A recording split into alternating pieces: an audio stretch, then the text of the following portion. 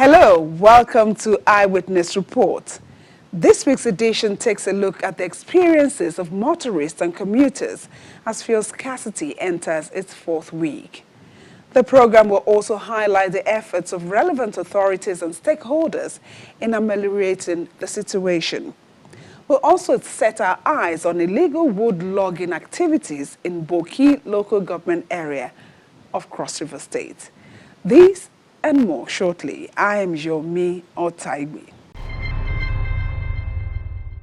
For weeks, motorists and commuters have been bearing the discomfort occasioned by the shortage of premium motor spirit, also known as petrol. As fuel scarcity persists across the country, here's a collation of some of the eyewitness images to tell the realities brought about by the sad development on individual lives and the economy.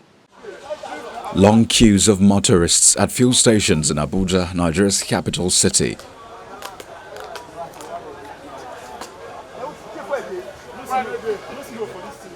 It's been 4 weeks, and the queues have refused to disappear as motorists wait for hours daily trying to fuel their vehicles. I've been on this queue since 4 a.m., which is very wrong. What is the government actually doing? They are not actually helping the poor masses. We are suffering. Our cars, there is no fuel inside. We don't know what to do.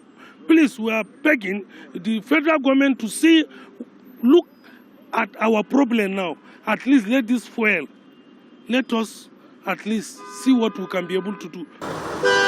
While the queues persist, the situation is creating a boom for black marketers who sell the products in jerry cans at exorbitant prices. We have, through us from last 2 weeks, it has been, there is to even take 1 naira to our house. It has been terrible. If not to the way Erano is helping us, to even get the one to move there sometimes is something else. While some stations that have the product sell optimally by engaging several dispensing machines, others selfishly use a single pump, irrespective of a crowd waiting to buy.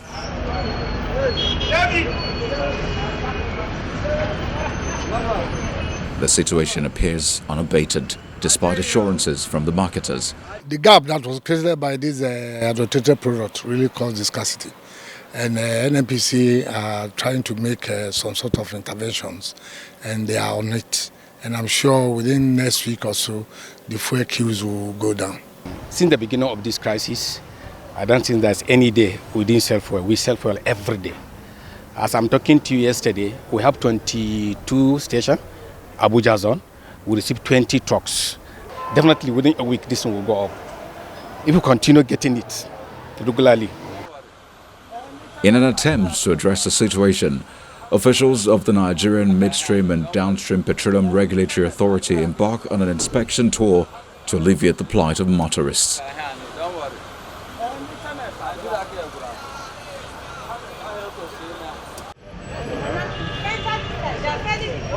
The gates leading to the fuel stations are opened, and motorists finally get served after hours of waiting.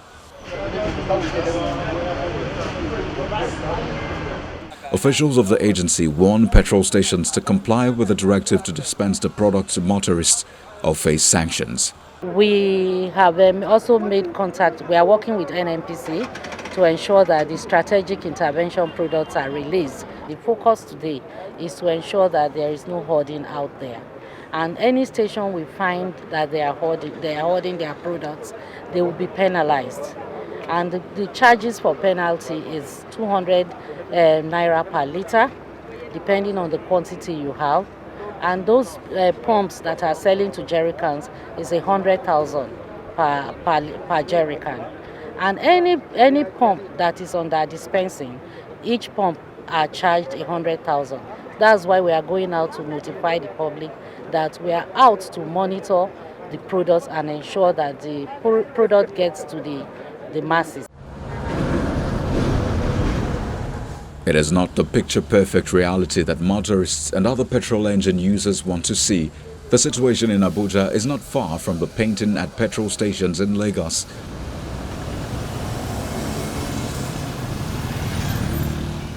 Usually I don't go for queue, I don't get to queue. But because I see it wasn't much, that's why I decided, okay, isn't much for me to queue and then I can quickly get the fuel. Several petrol stations visited either do not have the product available for sale at all or have it in stock, but for some reasons are making motorists wait in long queues, spilling into the expressway.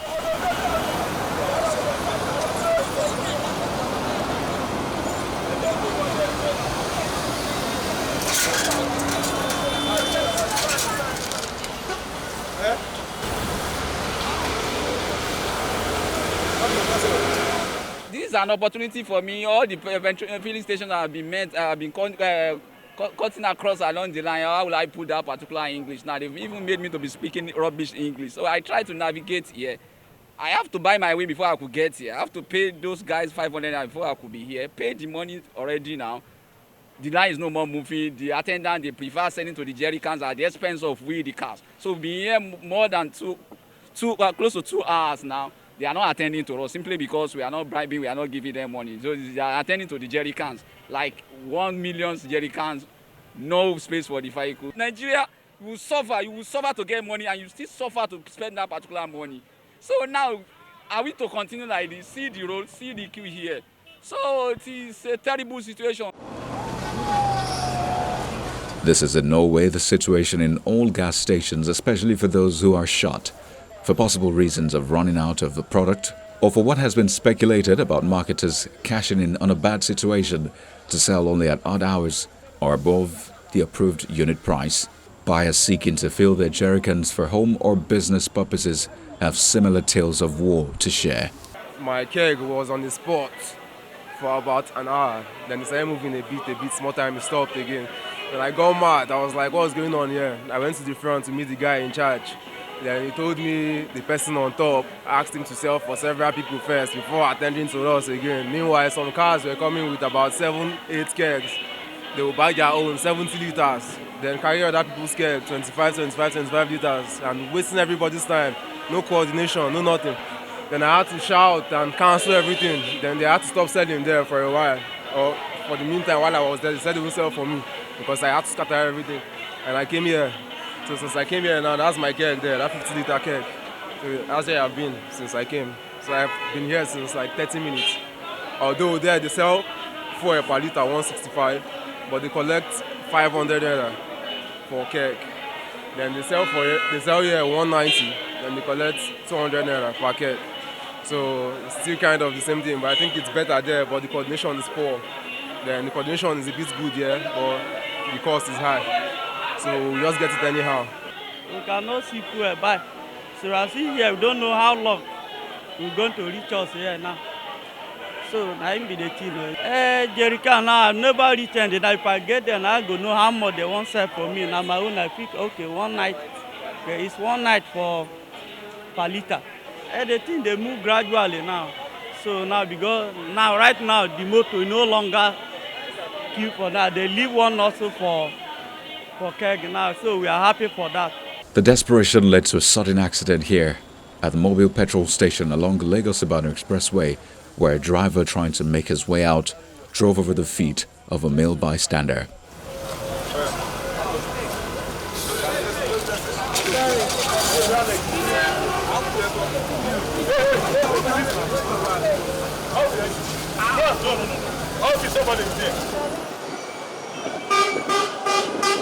Fuel scarcity has caused a ripple effect that has disrupted many activities, including the operations of small businesses.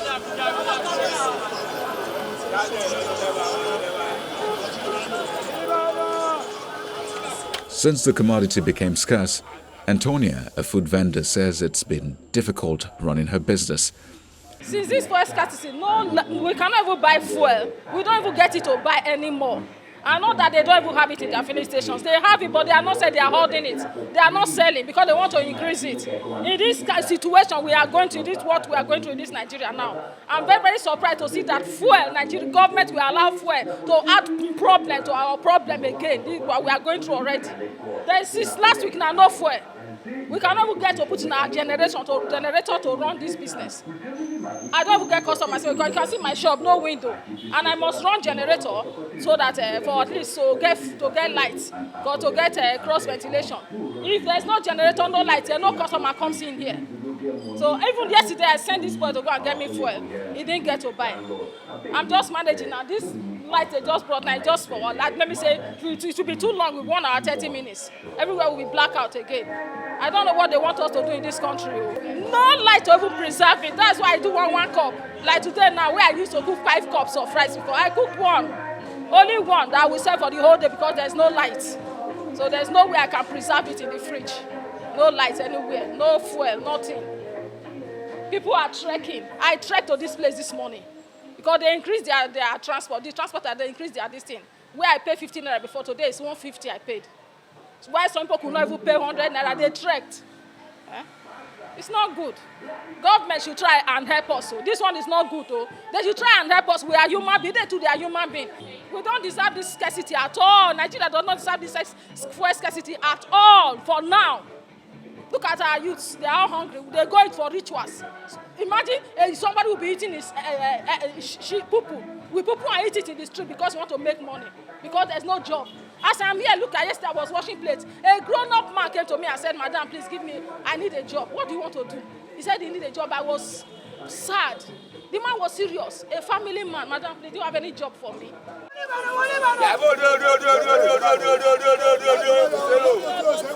The negative effect is also extended to transportation. Commuters must bear hours of waiting for a limited number of buses. That is beside paying as much as double for the fare to their destinations. But I've been in the car, in the fuel station for almost since 6. I have to let my boss there to come to Lagos alone. And I'm standing here for BRT bus for over 30 minutes. There's no bus anywhere. I paid 600, sometimes it's 400, but I had to pay 600 yesterday. And I wasn't having enough money with me. Check out when I don't even have at all. I would have been stranded. A similar situation is noticed in other parts of the country. From the west to the east, the south to the north, motorists lament the unpleasant experiences due to the persistent scarcity of petrol.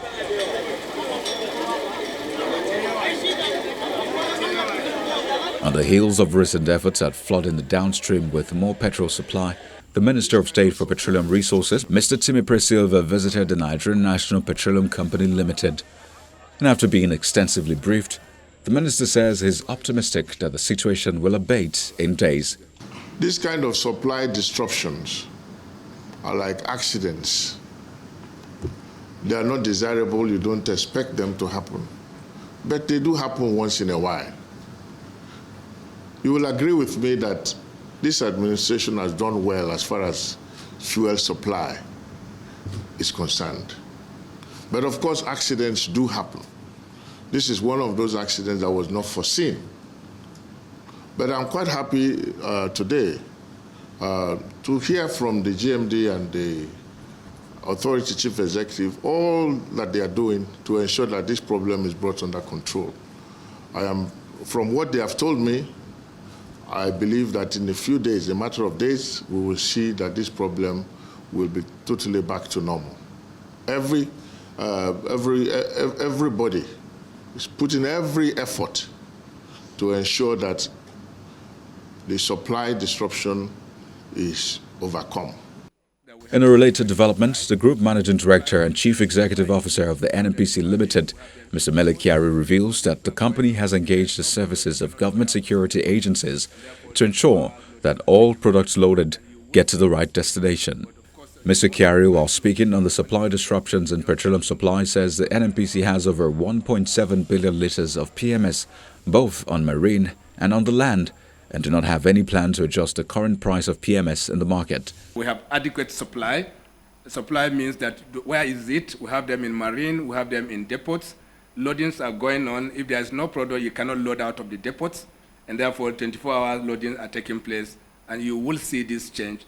But of course, you must be mindful of the fact that when people get into the fuel stations, those who will ordinarily buy 3,000 naira fuel will buy 13,000 naira fuel. And this is the real challenge, and it's really panic. That's what we call panic buying. Panic doesn't mean that people are panic, it's just a nice word for it. But what it really means is that people buy more than what they need. And of course, you have to manage this. Until you fill those spaces, you cannot have a station that you are asking. And that's what we are doing, because we are doing more than normal.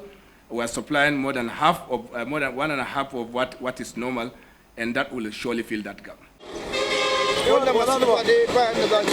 The incident of a few weeks ago has obviously thrown up a lot of concerns around having more end-to-end testing parameters, concerns around efficient policing of the downstream sector, sanctions for errant marketers and retail outlets, amongst others.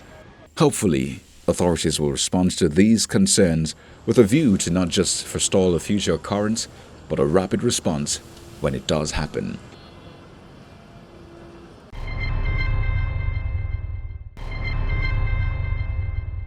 Welcome back. The Cross River State Forest Reserve is being threatened by a myriad of human activities, such as illegal logging.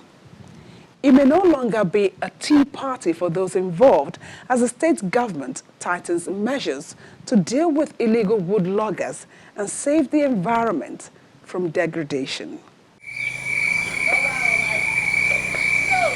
The Cross River Rainforest is one of Africa's pristine tropical high forests, and it is among the 25 biodiversity hotspots in the world, rich in a wide variety of flora and fauna species.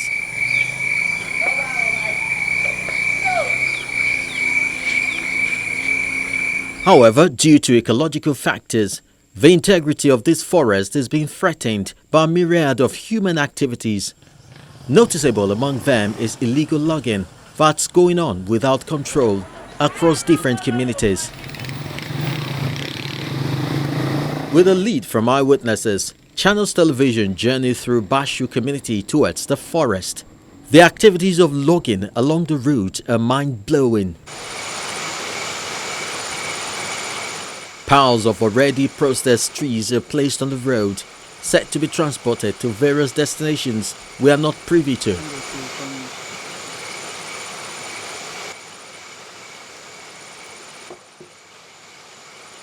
This community is purely a poor community.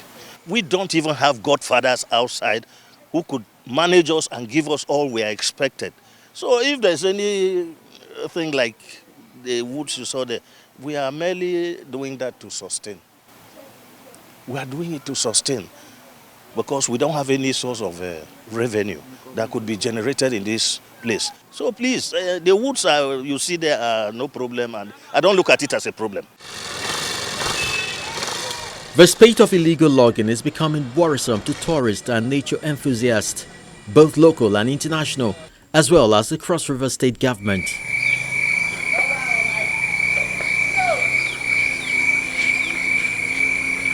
Undoubtedly, illegal logging is having a harmful impact on the ecosystem. The environment is being exposed to the risk of excess wind and rain.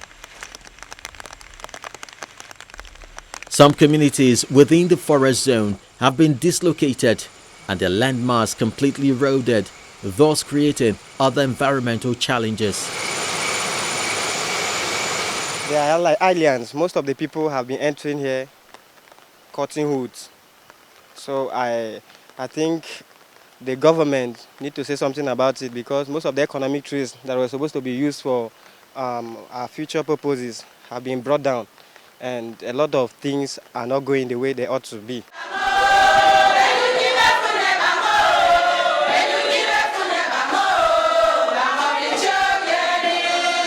In the wake of this illegal activity, a group of women at a gathering in Boki are raising their voices against it.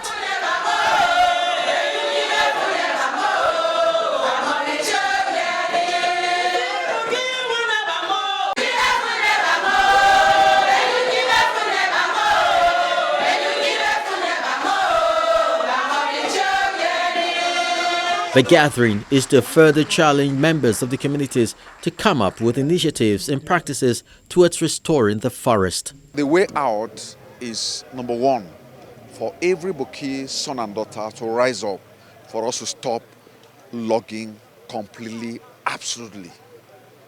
We're also educating our local communities on the need to avoid the farm practice of burning down bushes. Because during the farming season, as it's approaching, people will clear their farms and set the whole forest ablaze. And that leads to the destruction of the entire biolife in the forest. So we are also campaigning against that. And also, as a local government council, we are embarking on a 60,000 tree nurseries. From May, we'll mobilize communities to begin to plant trees. We have also appealed to the Traditional Rulers Council for each community to donate land for the local government to plant trees so that it will become a community forest reserve. I believe that Boki has lost so much of our forest. Till this moment that we talk, Boki local government has over 60% of the forest reserve in Cross River State. And Cross River has over 50% of the rainforest in Nigeria. So if Boki loses her forest completely, it's not just a loss to Boki, it's a loss to Boki, it's a loss to Cross River State, it's a loss to Nigeria, and it's a loss to the entire world because of the contribution the Boki forest is making to the rest of the world. For instance, now, the gorillas found in some part of Boki are not found anywhere in the world again. So we must come out as a people to ensure that we protect this forest, we engage in sustainable management. The forest is meant to be a blessing to us, it's meant to provide health for us, it's meant to give us oxygen. The forest is meant to provide all forms of resources to us. But if we don't manage it carefully, we're going to lose that and it's going to be a disaster. Cross River State is also worried at the rate and the speed of depletion of its forest as it rates the Riot Act to illegal wood loggers. From today, anybody caught at site, caught with illegal wood, your vehicle, your driver, the occupants of that vehicle, the place where you deliver the wood to, and the government official who is colluding, or the security officials who are colluding, or the forest guard who is colluding, or the military officers who are colluding, we will pick all of you, and once we pick you, we are going to deal decisively, and we are going to ensure that this time the style of prosecution will be such that we will bring the entire global community to sit and watch and monitor that prosecution to ensure that justice is done. We are tired of situations where communities themselves sit back and begin to collect levies on the woods that pass as a means of income. We are tired of this complete cycle conspiracy.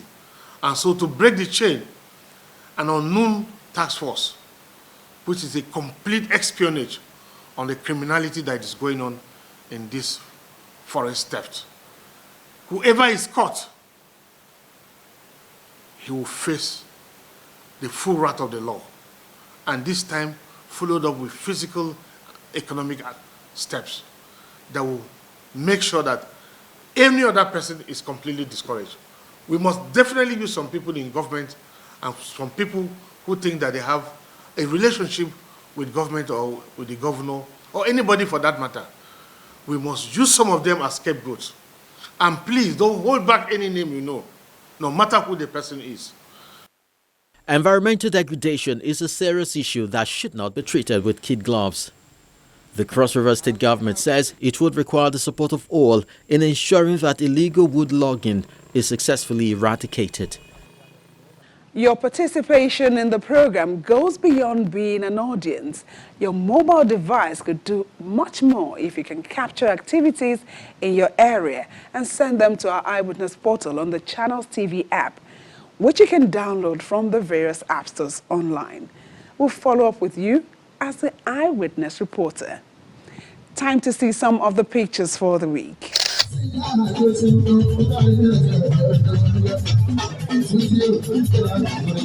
We begin this segment of the program with this eyewitness video showing kegs allegedly containing petrol being handed out as souvenirs at an event center in Lagos to guests during a party in Victoria Island. The inscription of the container reads, Irelu Okin Foundation Installation Party, March 4, 2022, with the picture of the supposed celebrant.